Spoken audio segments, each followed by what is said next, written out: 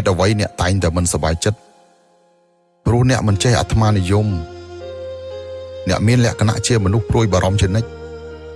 អ្នកតែងតែគិតពីអ្នកដទៃតែភ្លេចគិតពីខ្លួនឯង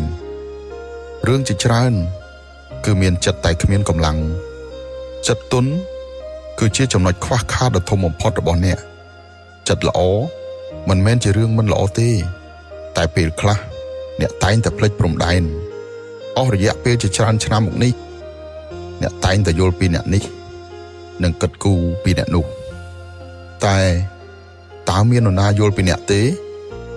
តើមាននរណាសួរអ្នកថាអ្នកនឿយហត់ឬទេចាប់ពីថ្ងៃនេះតទៅត្រូវរស់នៅសម្រាប់ខ្លួនឯងចងចាំថាការធ្វើឲ្យខ្លួនឯងសប្បាយចិត្តគឺជារឿងសំខាន់បំផុតក្នុងជីវិត